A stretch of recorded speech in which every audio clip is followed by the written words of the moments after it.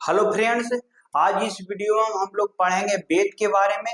पिछले क्लास हम लोग जैन धर्म के किए थे, जिसमें आप लोग बहुत अच्छा रिस्पांस दिए थे।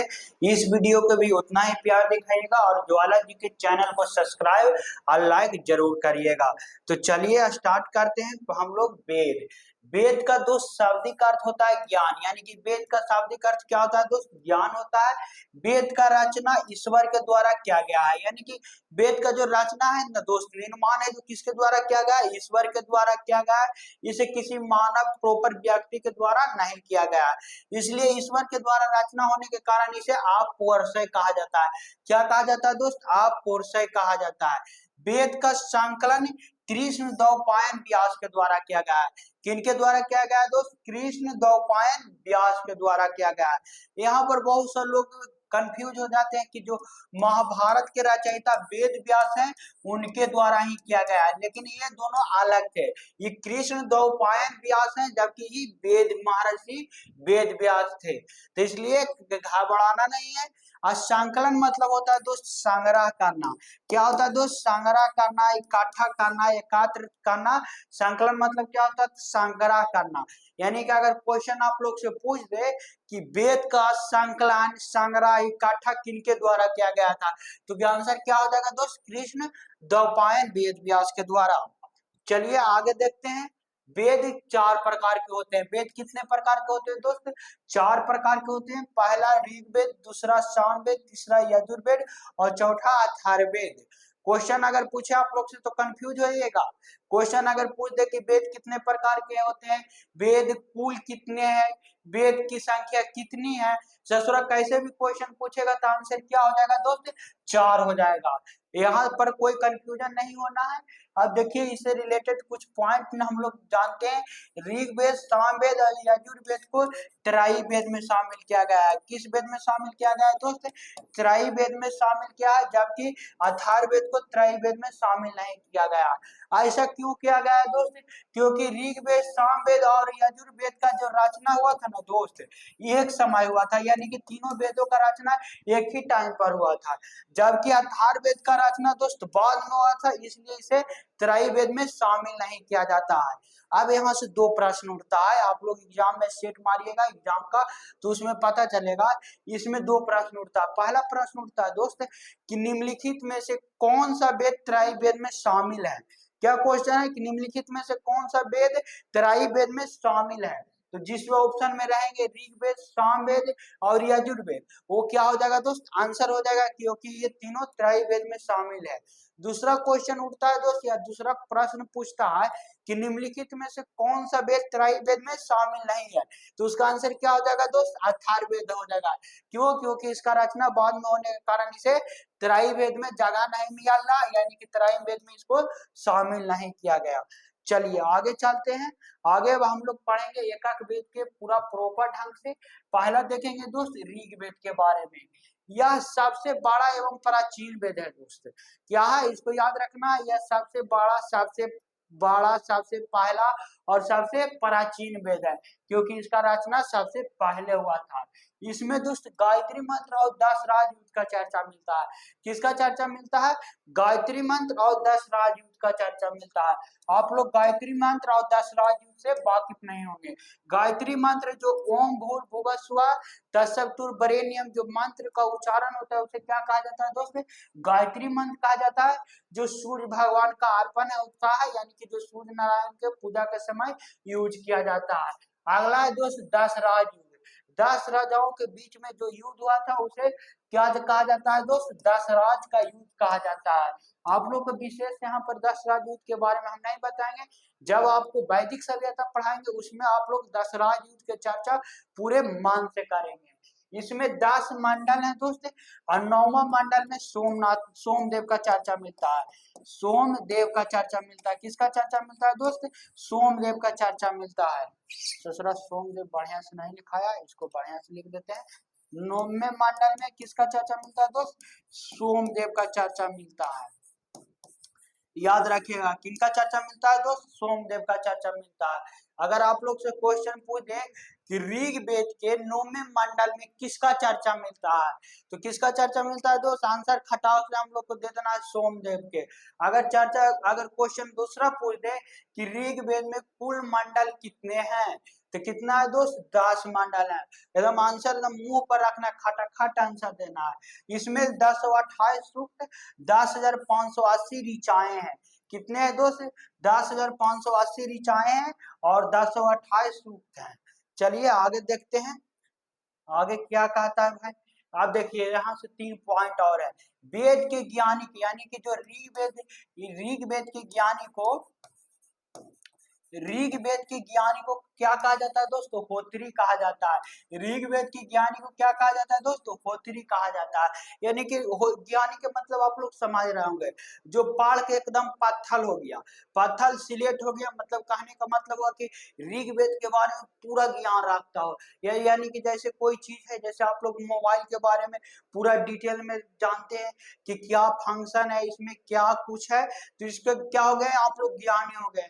जैसे आप लोग गर्लफ्रेंड है तो उसके बारे में आप लोग सब चीज जानते हैं, उसका घर वाला से ज्यादा चीज आप उसके बारे में जानते होंगे, तो उसके बारे में आप पूरा ज्ञान रखते हैं। तो आपको भी कुछ नाम दे दिया जाए तो आप लोग अपने अपने सोच लीजिएगा क्या आपको क्या नाम दिया जाए।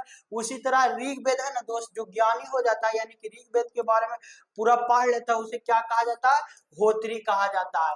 ऋग्वेद के उपवेद को आयुर्वेद कहा जाता है। क्या कहा जाता है दोस्त, आयुर्वेद। क्या है दोस्त,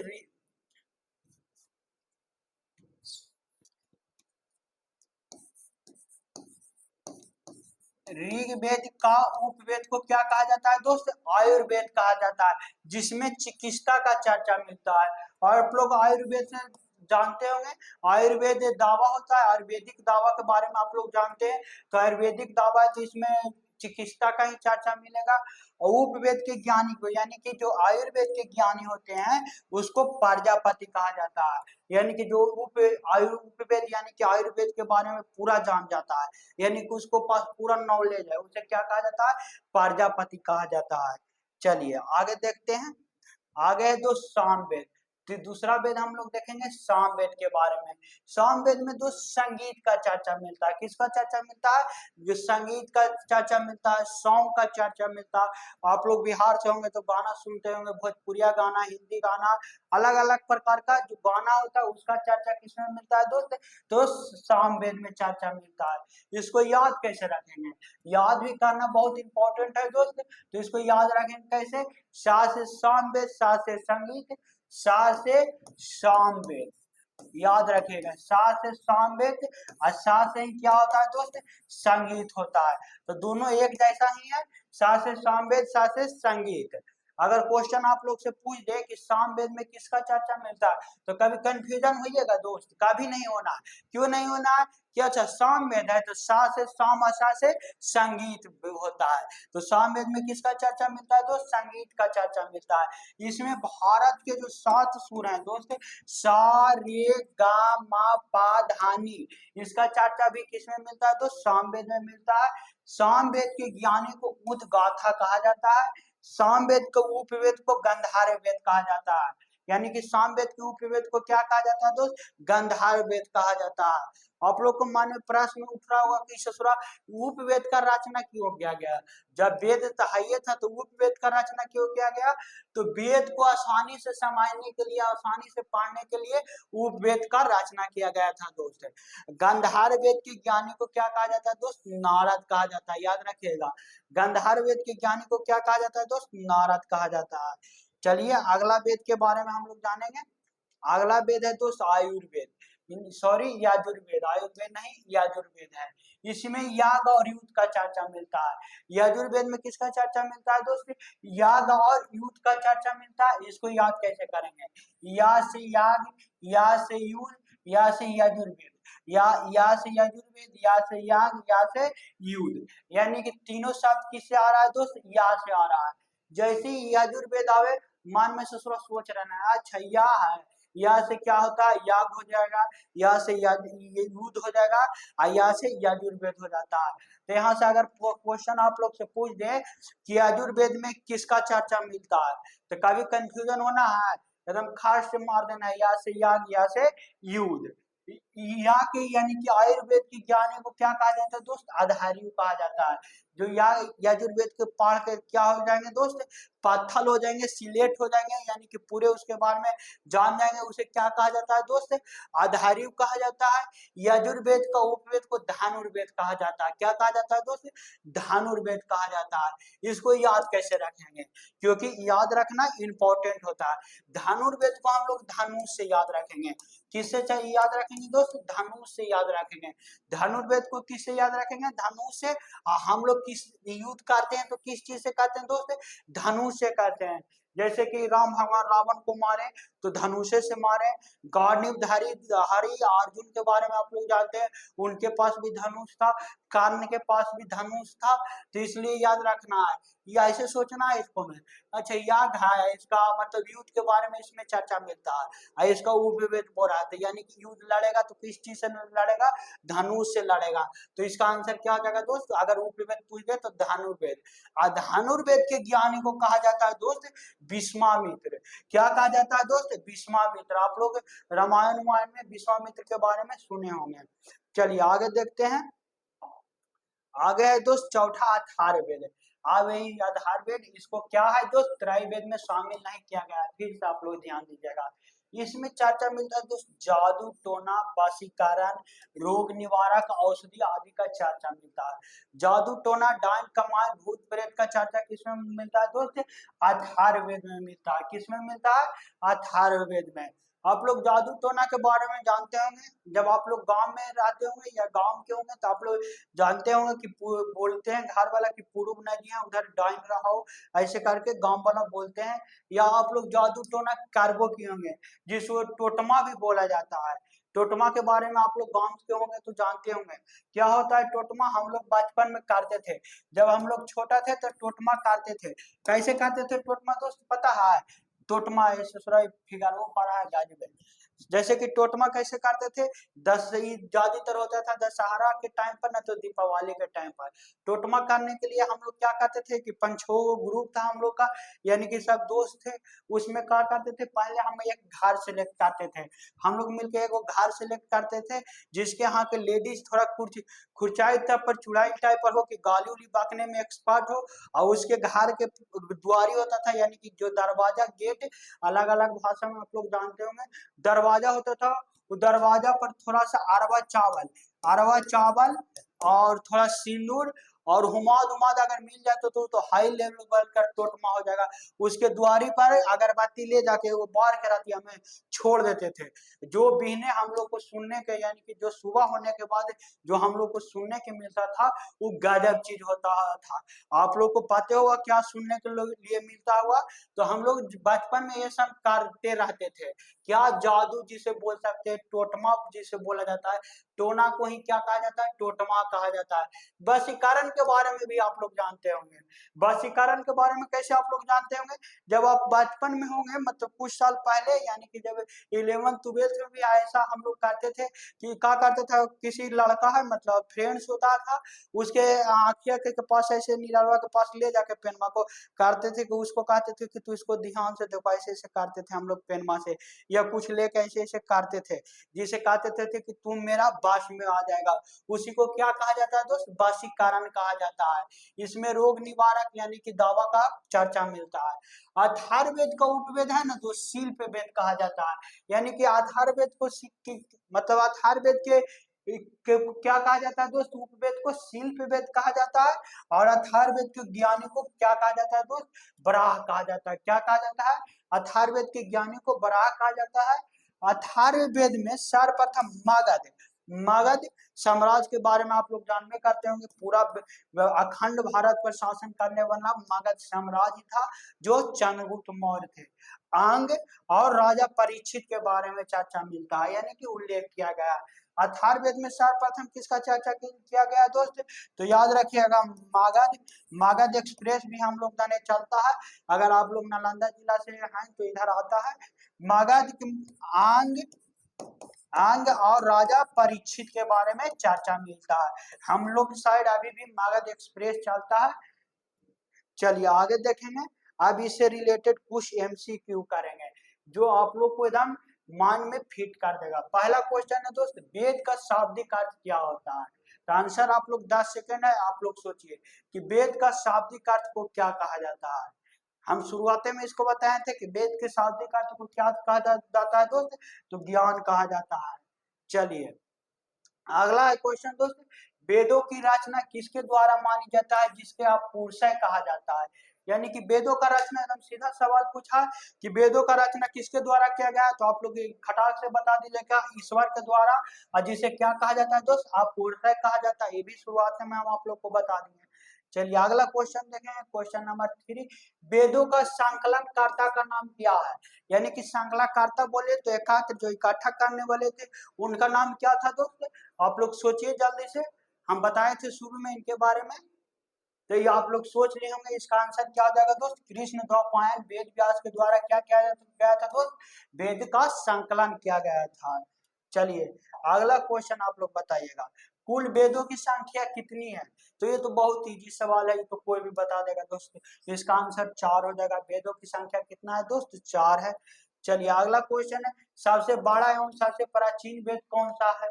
ये भी बहुत आसान है कि सबसे बड़ा, सबसे प्रथम, सबसे पहला वेद, सबसे प्राचीन वेद सब कौन सा है दोस्त? इसका आंसर हो जाएगा ऋग्वेद, यानी कि ऑप्शन नंबर सी। चलिए अगला क्वेश्चन देखिएगा, अगला क्वेश्चन आप लोग बताइएगा दोस्त। अगला क्वेश्चन है, गायत्री मंत्र का चर्चा किस वेद में की गई है? जो गायत्री मंत्र है दोस्त उसका चर्चा किस वेद में की गई है?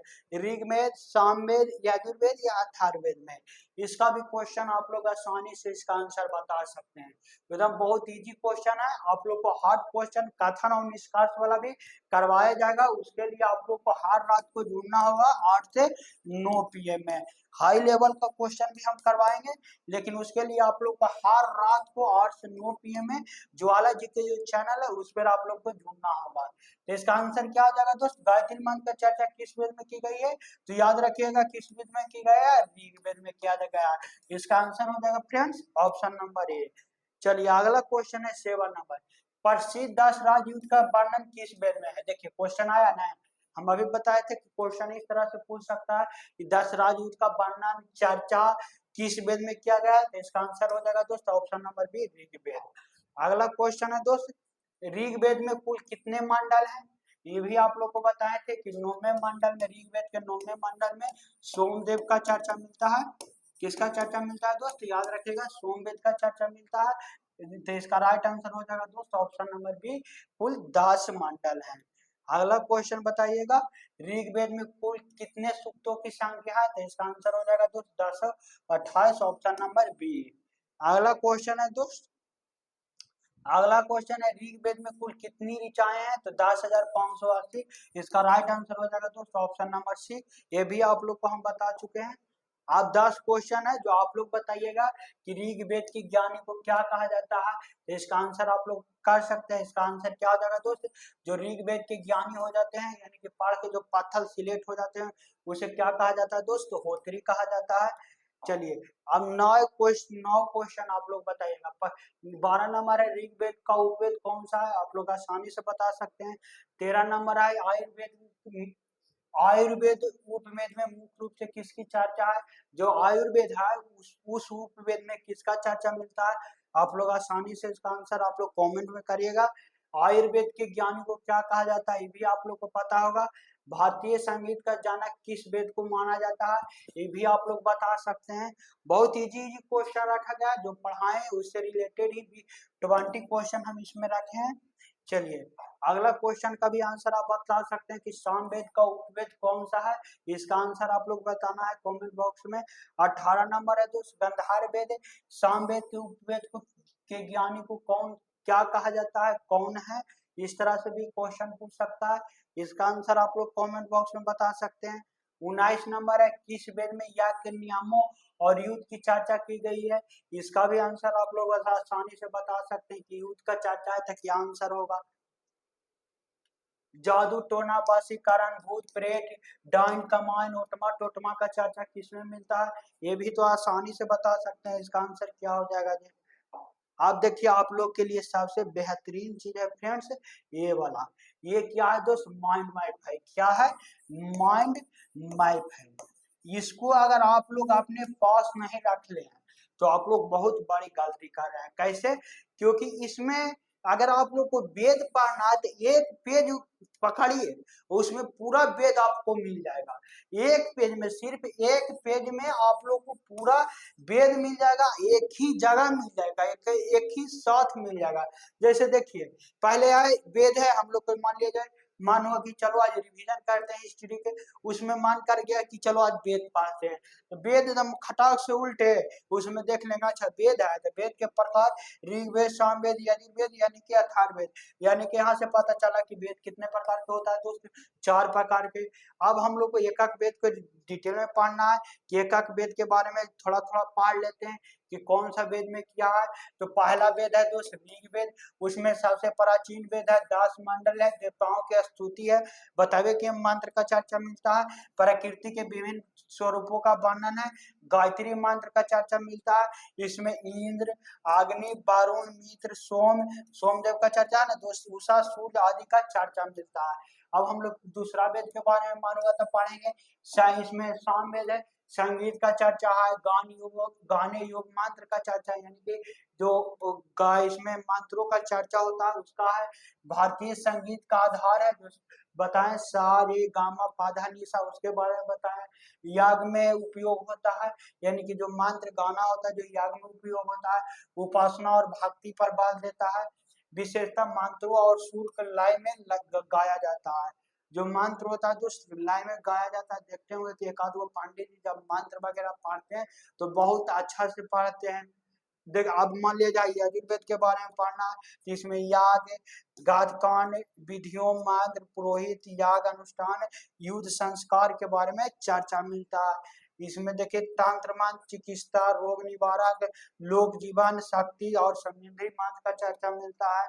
आप लोग इससे कुछ और भी पढ़ सकते हैं, जैसे वेदों की भाषा क्या क्या है, तो संस्कृत भाषा, वैदिक संस्कृत सबसे प्राचीन भाषा, श्रुति साहित्य, वेदों की विशेषता के बारे में आप लोग पढ़ सकते हैं कि विश्व के सबसे प्राचीन ग्रंथ है, भारत की संस्कृति का ये आधार है, धर्म एवं ज्ञान का प्रमुख स्रोत है, इसे महर्षि वेद व्यास के द्वारा साहित्यकरण, आध्यात्मिक शिक्षा और मानव कल्याण, इसमें व्यास जी के बारे में बताया गया है, ऋग्वेद, सामवेद, यजुर्वेद और अथर्ववेद के बारे में बताया गया है। अगर आप लोग को ये माइंड मैप चाहिए, अगर आप लोग ये माइंड मैप को लेना चाहते हैं तो इसको आपको मिल जाएगा फ्री में टेलीग्राम चैनल पर। आप लोग मेरे टेलीग्राम चैनल पर जाइएगा, अबाउट सेक्शन में, या हम इसका लिंक आप लोग को डलवा देंगे इस वीडियो के डिस्क्रिप्शन बॉक्स में। आप लोग वहां से भी इसको डाउनलोड कर ले सकते हैं और इसको पीडीएफ के फॉर्मेट में आप लोग को दिया जाएगा। किस फॉर्मेट में दिया जाएगा दोस्त? पीडीएफ के फॉर्मेट में दिया जाएगा। आप लोग वहां से डाउनलोड करके इसे निकलवा भी सकते हैं, मोबाइल में भी रख सकते हैं, कहीं भी रख सकते हैं। तो चलिए इसको आप लोग डाउनलोड कर लीजिएगा। तो आज के लिए इतना ही, मिलेंगे कल नेक्स्ट वीडियो में नेक्स्ट टॉपिक के साथ। किसी टॉपिक को आप सजेस्ट करना चाहते हैं तो बताइएगा कमेंट बॉक्स में, हम उसी टॉपिक पर अगला वीडियो बनाएंगे। कुछ दिन के बाद लाइव भी हम क्लास हिस्ट्री का लेने वाले हैं। तो आज के लिए इतना ही। अगर पहली बार आए होंगे तो चैनल को सब्सक्राइब प्लस लाइक जरूर कर दीजिएगा, क्योंकि शुरुआत है। तो चलिए मिलेंगे कल नेक्स्ट वीडियो में।